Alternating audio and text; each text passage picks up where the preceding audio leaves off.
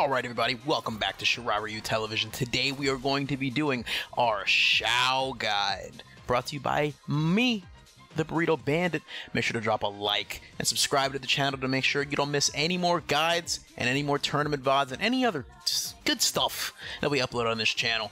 So without further ado, let's get right into General Shao. So, overview of this guide real quick. We're going to be going over the basics. We're going to get you into this character as if you'd never played a fighting game ever in your life. Maybe not, that's not true. But we're going to act like you've never played a Mortal Kombat game ever in your life, or you've been playing a different character the whole time. So, we're going to assume that you know what 1, 2, 3, 4 notation is.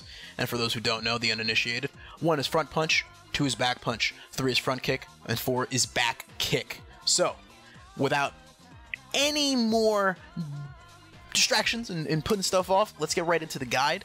We're going to be going over the most applicable and practical tools that you have available to you. We're not going to go over the nitty-gritty of specific buttons and things like that. Let's go straight into the meat and potatoes of this character. So, this character is a big damage, big button character, a lot of long-reaching pokes, and a lot of just life bar deleting shenanigans that this character can get himself into. So, you're going to be using his 1-2 and his 2-2 probably the most of any other buttons in the game. 1-2 is going to be your go-to Punisher. 2-2 is going to be your go-to with Punisher. And for bigger punishes, you're probably going to go for this, maybe a stand for. You'll see how it goes. But in general, keep it simple. 1-2 and 2-2 for in-your-face punishes on block, and with punishing your opponent when they're moving in just a little too much. Stand 2 you're going to be using at a distance, so you're going to be standing right about here, just right outside of stand 2 range, as you see. Any closer, and they're probably going to be in range for little low pokes and counter poking of your own. Any farther, and you're not really going to be able to get anything going. So, you're going to stand right about here, just right outside of range.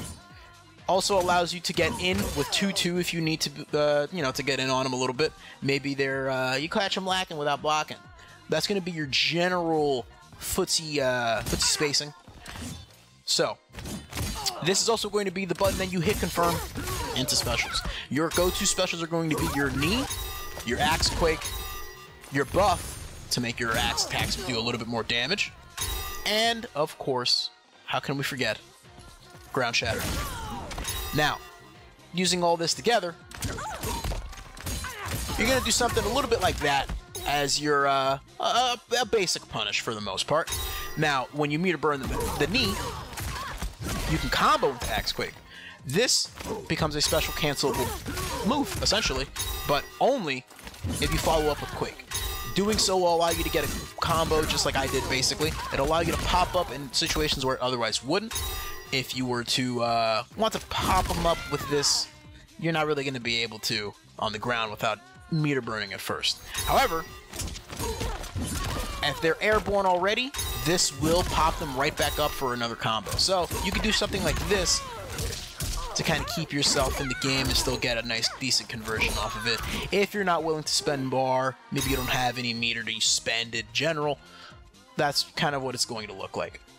So, now that you kind of have that basic setup going on, we're going to go over his sweep real quick. Using his sweep is going to be pretty good. It's a quick low, and it allows you to kind of get your offense started. So you can do stuff like this and try to backdash maybe, keep himself at bay. This standing 2, if I have him block, is also going to be neutral. So for those who don't really have a decent understanding of frame data or are a little new to it, neutral just means that you and your opponent will both be able to move at the exact same time after it's blocked. If you space this properly, you'll be +1, which means that you'll move 1 frame faster than your opponent, which, for those who are a little bit more well-versed in fighting games, being plus is very good. Being plus allows you to do a lot of stuff to them without them, basically you force them to respect your buttons, because if they don't and they mash on plus frames, they'll get opened up for big damage. So, if you were to do that stand 3, which is going to be a tool that you use when you're right in front of them, you could see this doesn't really have much range at all. So you're really only going to do this in situations like this, where you have them swept, or maybe you have them in throw in the corner, for example, like this. Alright, let me push her into the corner. It's got good movement, by the way. If you like the MK11 Shao, he's got good movement again. But, for example, let's say you push him into the corner. they're right in front of you, you could just go for a stand 3. Obviously, I have her to not block at all, but if we did, we would have been +2 red in her face, and with this being a quick 7-frame startup move, if you mash on them, you're getting launched, and you don't want to get launched in the corner against a character that can just do 30% for absolutely zero reason. I didn't even finish the combo, just to show you that this character just excretes damage out of his pores. He's like a slug, but instead of slime, it's just damage, just straight pure damage. So, your whiff punish game is going to basically consist of this. Your defense as well is also going to consist a lot of these pokes and just trying to keep them off of you in general. Once you get a little bit more distance, you'll want to do stuff like Quake a little bit more. I personally am using Sonya Cameo because it kind of complements a lot of his launching buttons. Lets you get a lot of conversions off of stuff that you otherwise wouldn't. Lets you do cool stuff like this to get buffs up and things of that nature.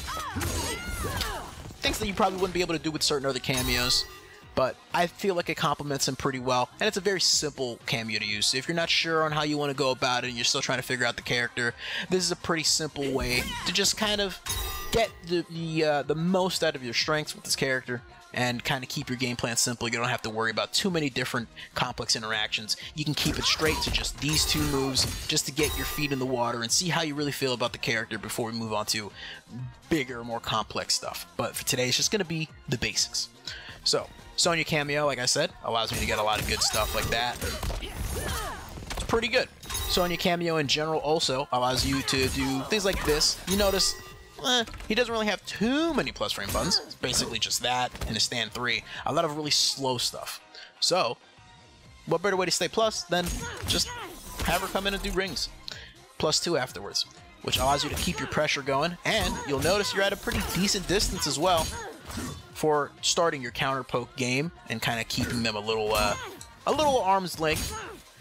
Basically very good against characters that really can't contest with your range. So, this works in defense as well when you're trying to back up and keep space, but is also a really good tool to just be incessantly annoying and just kind of be like a mosquito, just always in their face. And then when they least expect it, you just go in there and you just ruin their life. You just destroy them. Everything that they've ever worked for in their entire life has been just turned into dust, atomized, disintegrated, like their HP bar after all of his stuff. So that's going to be your basic knockdown pressure as well. Very similar game plan to MK11 Shao. Plus frames into throws, plus frames into lows, plus frames into overheads. That overhead also, when you get a little bit more advanced, a little bit more comfortable, I should say, not advanced, becomes just explosive with Kung Lao and Motaro Cameo. So kind of keep that in the back of your head. If you're thinking about maining the character, but maybe you're not sticking with Sonya, look into those two. But that's for another video, another discussion. So, Shao Kahn, again, back to his neutral game a little bit.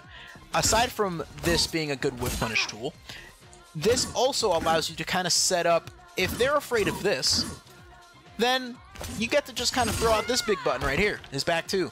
This baby is a launcher, and lets him go into his air moves that you otherwise would not be able to. Otherwise, unless you caught him jumping at you. But keeping them at range like this allows you a decent safe distance to go for stuff like this when they're preoccupied about not getting hit by the big stand 2 axe button. So once you have them worried about this and conditioned to kind of respect the spacing, you can kind of go for things like this if you want to go a little bit more risky, or nothing wrong with keeping it simple and just sticking to this basic game plan, dashing back in, going for throws, and waiting for them to kind of come to you, so then you can open them up, whip punish them, and get your damage that way. Now, that's basically the character. If he wasn't able to literally go unarmed and take you to Duff City and just wail on you like this man was Mike Tyson. Once you get rid of the axe, you're able to do stuff like this. And I know you guys like combos. That was a very simple 26%, no meter combo. Very basic stuff. Nothing wrong with a basic combo until you get yourself a little more acclimated to the high altitudes of this high damage character. So, once you get rid of the axe, you'll be able to do things like turning his overhead into a launcher and pop up, turning his back 3-2 into a launcher, which I didn't show you with the axe because you're really not going to need to use this unless you're trying to do some big combos, which we'll include at the end of the video separately as its own little section on B&Bs, just to get you guys a little bit more excuse me, just to get you guys a little bit more warmed up, I guess. This is going to go over the basics to see if you even like the character before you move on to the more complex stuff. Or, sections right at the end.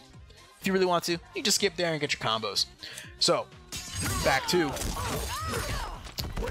That's basically what you're going to be doing. Keep them at bay with this, condition them, run in with back two, ruin their life. Once you get rid of the hammer, or the axe, again, still a launcher, it's even faster, and it's plus just like this one. So, center to block again, you'll notice, same thing.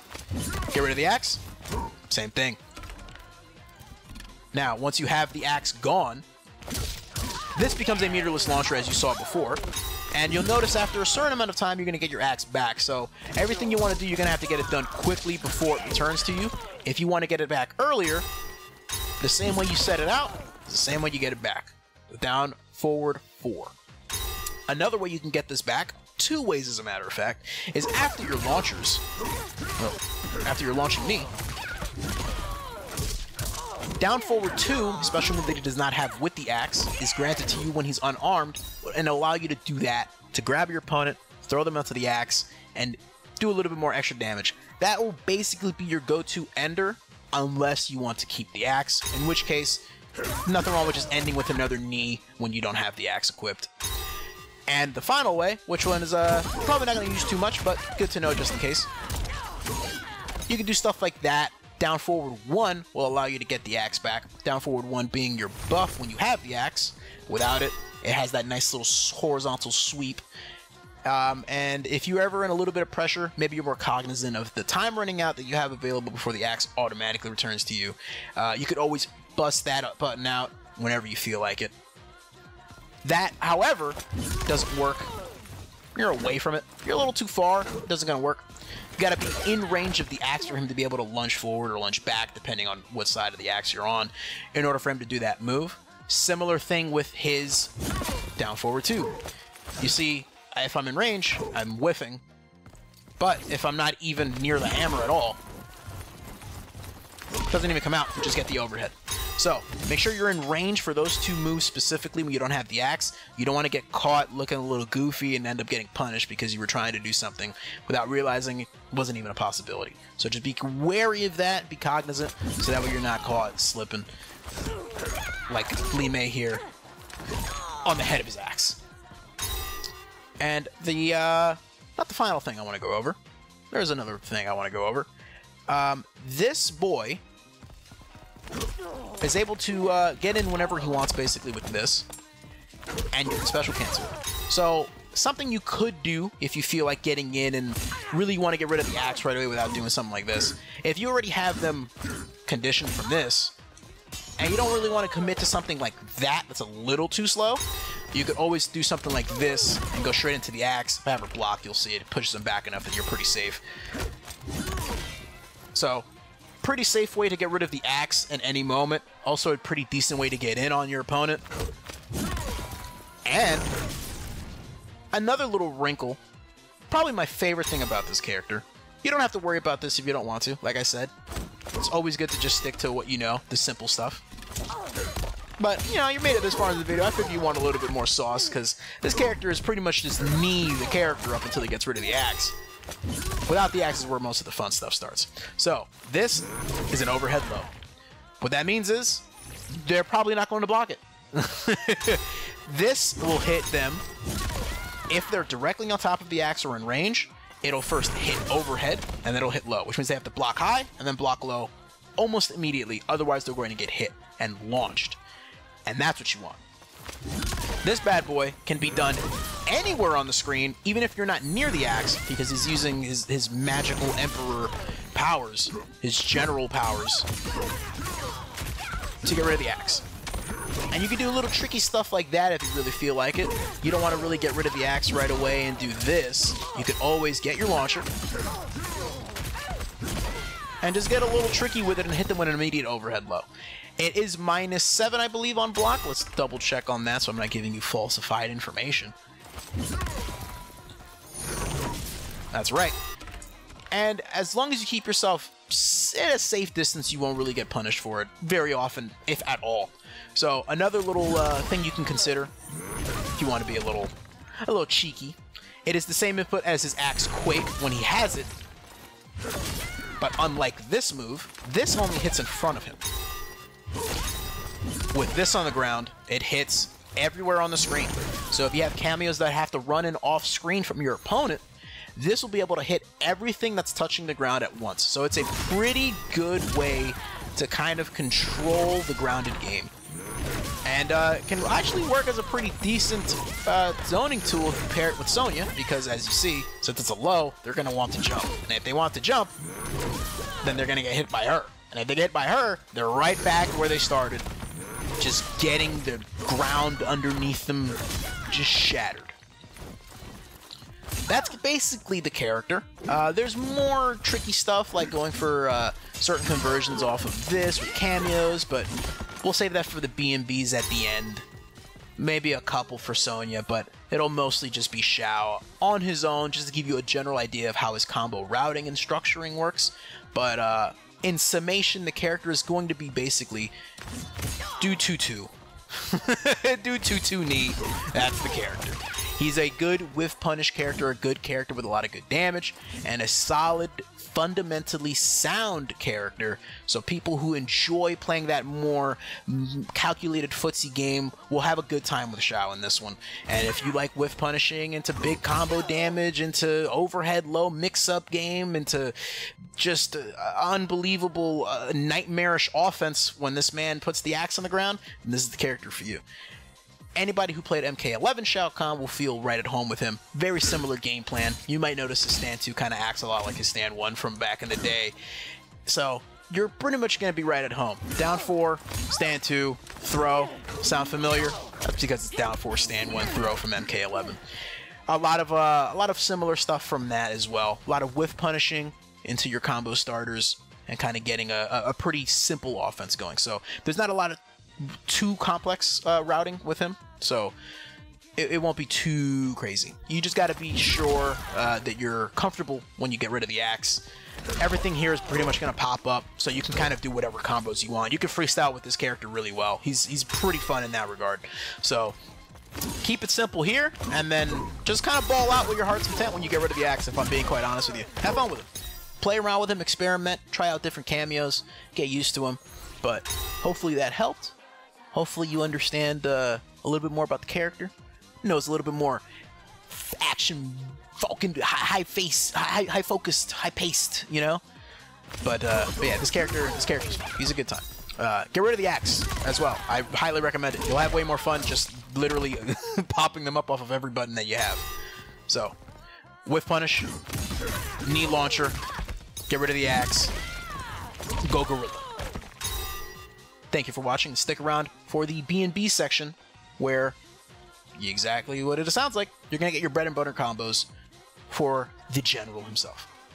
Thank you, everybody, and take care, and enjoy the combos.